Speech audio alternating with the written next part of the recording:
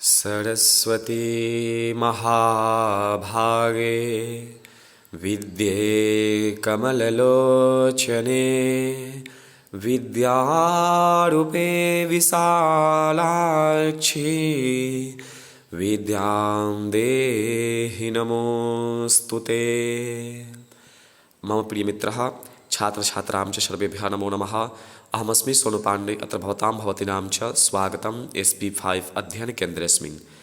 आज मैं इस वीडियो में मंगलम पाठ का जो संस्कृत में पाठ्य पुस्तक का जो संस्कृत में प्रश्न है उन 20 प्रश्नों का इसमें ऑब्जेक्टिव बना करके आपको बताऊंगा और उसका उत्तर कराऊंगा। ठीक है। इसके पूर्व जो पार्ट 3 वीडियो था उसमें मैंने 39 प्रश्न हिंदी में मंगलम पाठ का कराया हूँ, इसलिए आप उसको अच्छा से देख लीजिए। इसके बाद यदि आप पार्ट 4 ये जो लास्ट पार्ट है इसको यदि आप देखिएगा तो आपको संस्कृत में थोड़ा भी दिक्कत नहीं होगा। अगर आप न्यू स्टूडेंट हैं तो आप पार्ट 1 देखिए, फिर पार्ट 2 देख लीजिए, फिर पार्ट 3, इसके बाद तो आपको पार्ट 4 यानी इस लास्ट वीडियो में आपको कोई दिक्कत नहीं होगा। आप लोग ठीक है कमेंट करके बताइएगा, क्योंकि अब ये चैप्टर ख़त्म हो गया, समाप्त हो गया, तो आप लोग कमेंट करके बताइएगा कि इस चैप्टर में कोई और दिक्कत है या कुछ त्रुटि रह गई हो, तो मैं ठीक है आप लोग के प्रश्नों का उत्तर नेक्स्ट वीडियो में करा दूंगा। अगर नहीं होगा तो कोई बात नहीं, हम लोग अगला पाटलिपुत्र वैभवम की चर्चा करेंगे, पाटलिपुत्र वैभव को पढ़ेंगे। ठीक है, तो चलिए अब आपको मैं प्रश्न दिखाता हूँ। आपका जो पहला प्रश्न है, ठीक है, इस वीडियो को अपने न्यू फ्रेंड के साथ जो अभी तक परिचित ना हो उनके पास शेयर करिएगा वीडियो को, ठीक है, और सब्सक्राइब करिएगा, ठीक ना। चलिए पहला जो प्रश्न है वह प्रश्न है कि सतस्य मुखम केन पात्रेण अपिहितम अस्ति, अर्थात सत्य का मुख किस पात्र से ढका हुआ है।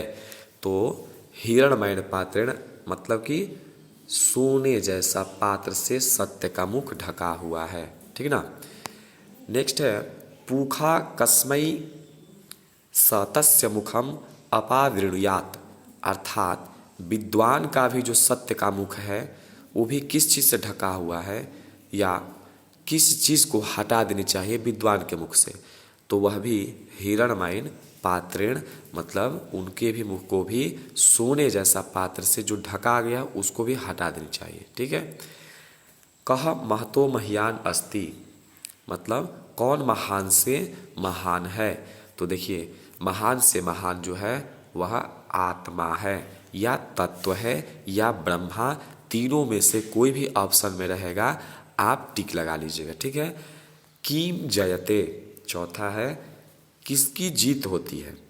ठीक है, किम जयते जीत किसकी होती है। तो देखिए सत्येन क्रोधम असत्यम नानृतम, तो देखिए नानृतम का मतलब होता है झूठ, और झूठ की तो जीत होती नहीं, इसलिए यह आपका जो ग है यह करेक्ट आंसर सत्य की जीत होती है।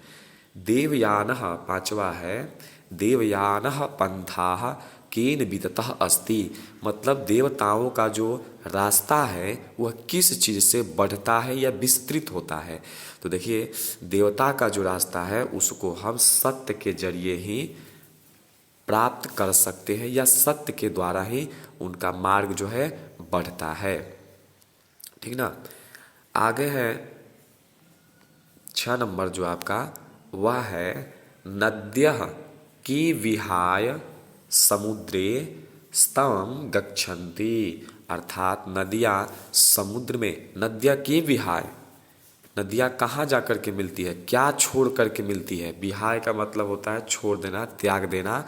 तो देखिए नदियाँ जो है समुद्र में मिलती है ना, तो अपना नाम रूपाद को छोड़ देती है, अर्थात अपने नाम को छोड़ देती है। जैसे गंगा नदी यदि समुद्र में मिलेंगी तब यह गंगा नदी नहीं बल्कि अब तो वह समुद्र ही कहलाएंगे। ठीक है।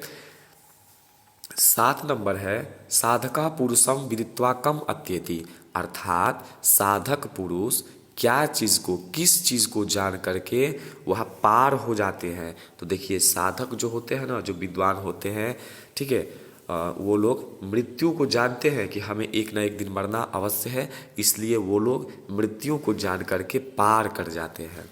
हिरणमयेन पात्रेण कस्य मुखम अपिहितम, मतलब सोने जैसा पात्र से क्या ढका हुआ है, क्या चीज़ ढका हुआ है। तो देखिए सोने जैसा जो पात्र से ढका हुआ है वह है स तस्य मुखम, मतलब सत्य का मुख ढक गया है। ठीक है, ये सभी आपके पाठ्य पुस्तक का ही प्रश्न है। आप अपना संस्कृत पीयूषम पुस्तक को खोल करके पीछे देखिएगा ना, तो सभी आपके उन प्रश्नों का उत्तर ऑब्जेक्टिव बना करके इस वीडियो में करा रहा हूँ। ठीक है, देखिए 9 नंबर है कि सत्य धर्माय प्राप्तये किम अपावृणु, अर्थात सत्य धर्म की प्राप्ति के लिए किस चीज़ को हटा दीजिए, किस चीज़ को हटा दिया जाए।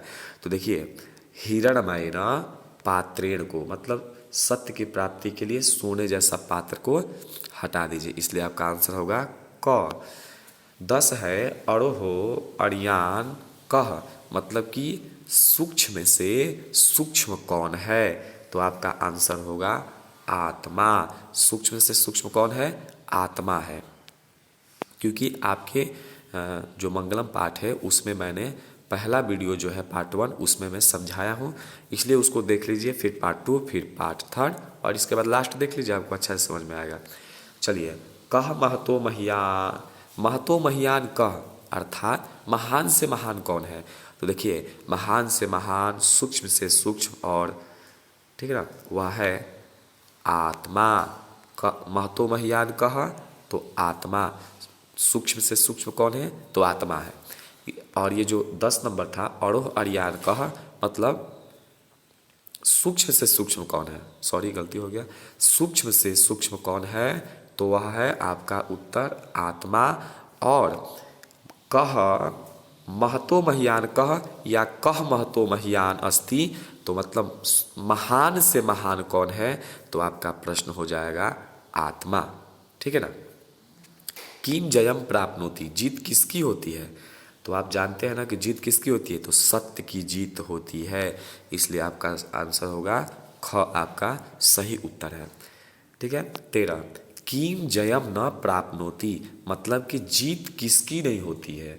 किम जयम न प्राप्नोति, जीत किसकी नहीं होती है। तो आप जानते हैं कि जीत जो नहीं होती है वह नानृतम है। नानृतम का अर्थ यह होता है असत्य, अर्थात असत्य की जीत नहीं होती है। जीत किसकी होती है, तो सत्य की, इसलिए आपका आंसर होगा ख। नानृतम भी आपके ऑप्शन में आएगा, ठीक है ना, इसलिए मैंने दोनों ही रख दिया हूँ, लिख दिया हूँ, नानृतम भी और असत्यम, तो दोनों में से जो कोई रहेगा अपना टिक लगा लीजिएगा। ठीक है। देखिए एक चीज़ और, ये मंगलम पाठ तो खत्म हो गया, हम आपके और आप उपसर्ग पढ़ लिए होंगे, तो उपसर्ग और मंगलम इन दोनों का मैं इस वीडियो के माध्यम से एक वीडियो बनाऊंगा। उस वीडियो में आप लोग अपना मिला लीजिएगा कितना आप सही कर रहे हैं, अर्थात एक तरह से आपका टेस्ट हो जाएगा। ठीक है ना।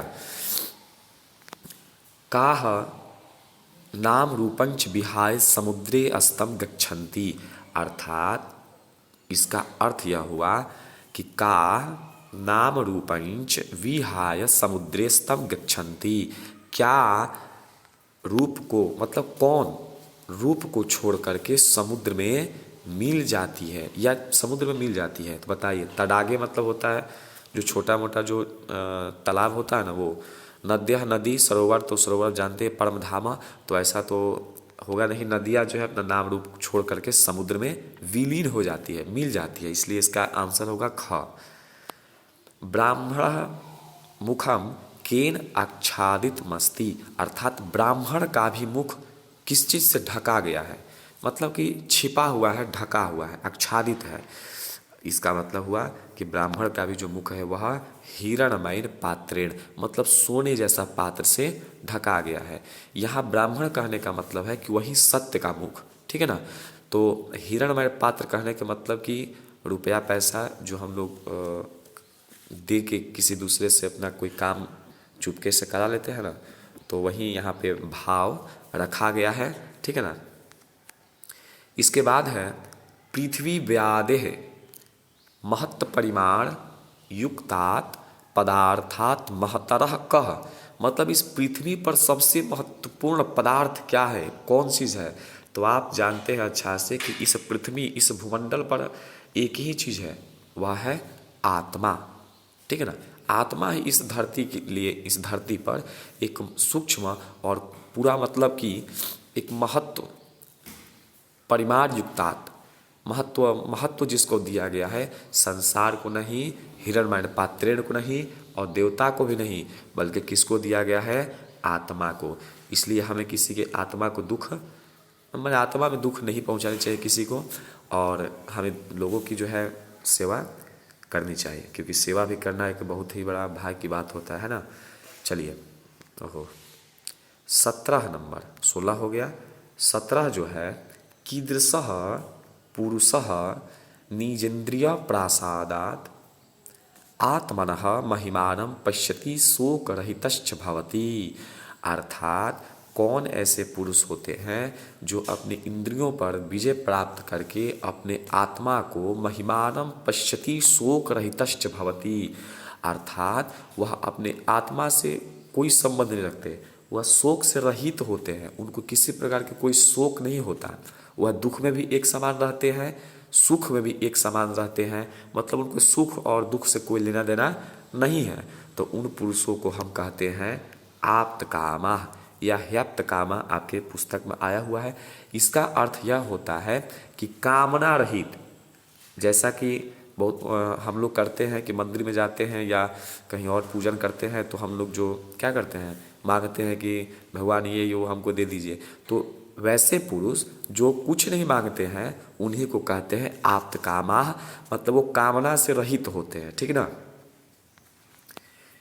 18 है, मंगलम पाठस्य या उपनिषदः रचनाकारः कः अस्ति। मेरा कहने का मतलब है कि मंगलम पाठ के रचनाकार कौन है, मंगलम पाठस्य रचनाकारः कः अस्ति, या मैंने इसी प्रश्न को 2 बार न लिख करके एक ही में लिख दिया हूँ कि उपनिषदः रचनाकारः कः अस्ति। तो देखिए दोनों प्रश्न का एक ही उत्तर होगा। मंगलम पाठ के भी रचनाकार महर्षि वेदव्यास जी हैं और उपनिषद के भी रचनाकार महर्षि वेदव्यास जी है। ठीक है ना। उपनिषदः कान प्रकटयन्ति, उपनिषद क्या प्रकट करता है। देखिए ये जो 2-3 मैंने प्रश्न लिया है, ये अलग से लिया हूँ, ठीक ना, जो आपके एग्जाम में पूछा जाता है। प्रश्न है 19 नंबर, उपनिषदः कान प्रकटयन्ति, उपनिषद क्या प्रकट करता है। देखिए मैंने पार्ट 1 वीडियो में बताया हूँ कि उपनिषदः वैदिक वाङ्मयस्य अंतिमे भागे दर्शन शास्त्रस्य सिद्धान्तान् प्रकटयन्ति, अर्थात उपनिषद वैदिक वाङ्मय के अंतिम भाग में दर्शन शास्त्र के सिद्धांतों को प्रकट करता है। तो आप पार्ट 1 जल्दी देखिएगा ना, तभी आपको ये लास्ट पार्ट समझ में आएगा। और यदि आप पहले से देख लिए हैं तो बहुत अच्छा, आपको अच्छा समझ में आ रहा होगा। ठीक है ना।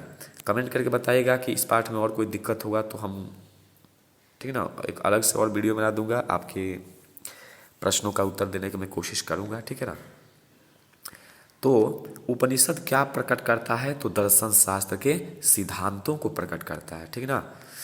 देखिए 20 नंबर अंतिम प्रश्न है, उपनिषदे कस्य महिमा प्रधानतया गीयते, अर्थात उपनिषद में किसकी महिमा की प्रधानता का गान किया गया है। आप जानते हैं उपनिषद में किसकी महिमा के प्रधानता का गान किया गया है, तो परम पुरुषस्य, अर्थात परम पुरुष के परमात्मा की महिमा की प्रधानता का गान किया गया है। ठीक है ना। तो आपका हो गया मंगलम पाठ का संस्कृत का भी उत्तर, और हिंदी में भी हो गया ऑब्जेक्टिव, संस्कृत में भी हो गया ऑब्जेक्टिव। आपका सारांश हो ही गया, पार्ट 2 वीडियो में सारांश दे दिया हूँ। ठीक है ना। और जो आपका पार्ट 1 है उसमें व्याख्या करा दिया। तो अब तो आप लोगों को किसी प्रकार की दिक्कत नहीं होनी चाहिए, अगर होगी तो आप लोग बोलिएगा। ठीक है ना। अच्छा से आप लोग पढ़ाई करिए, मिलेंगे फिर पाटलिपुत्र वीडियो में। ठीक है ना। तब तक के लिए खुश रहिए, स्वस्थ रहिए, हंसते रहिए।